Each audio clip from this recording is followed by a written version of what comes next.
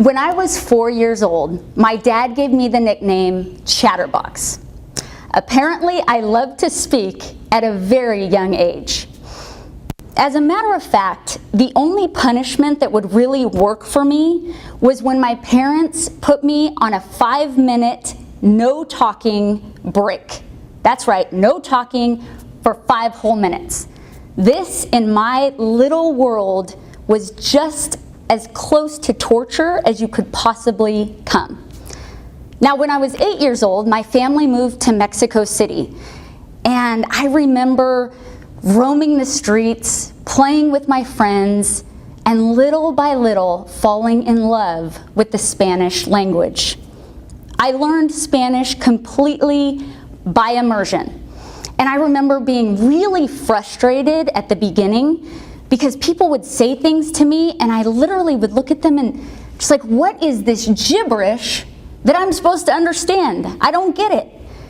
And I wanted so badly for every day to be a Sunday, because on Sundays they would air TV shows in English. I remember counting the seconds until Knight Rider would come on and I could actually understand what was going on. It was awesome. But about 6 months in, I do remember my little 8-year-old self thinking, you know what? I understand what people are saying, and I can communicate back to them. Wow, now I can be a chatterbox in both English and Spanish. Oh my gosh, it was great. And I came back to the United States. In high school, what I chose to do was speech competitions and dramatic interpretations. There was something about being in front of an audience that I just loved. And I knew deep down that I desired a career where I could not only take advantage of my love for talking, but also for this passion that I have for the Spanish language.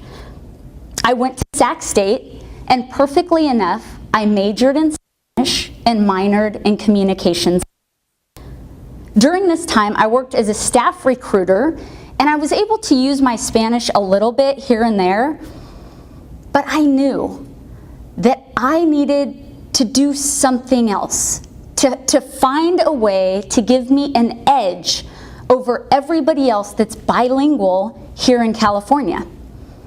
And so I decided to commute to San Francisco to take interpreting classes, because that was the closest place that offered those sorts of classes. And then I studied.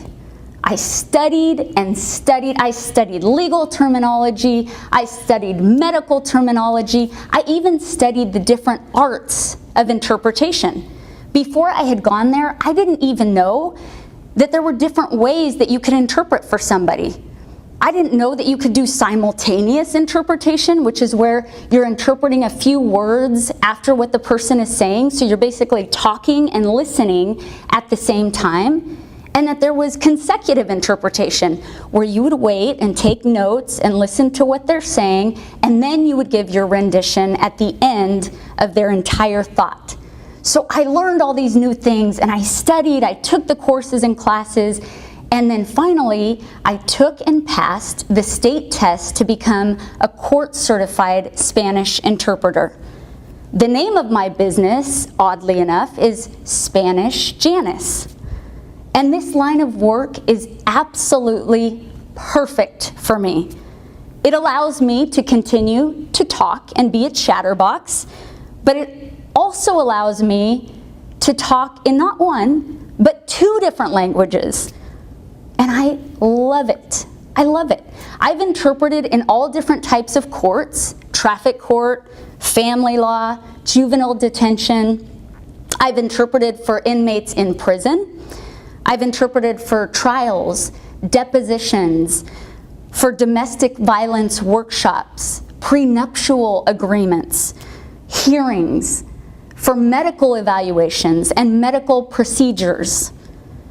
Because of my intimate understanding of Spanish and the Mexican culture, and my extensive knowledge of medical and legal terminology, I am one of the most sought-after interpreters here in the county of Sacramento. And you know what the best part about it is that I absolutely love every second of it.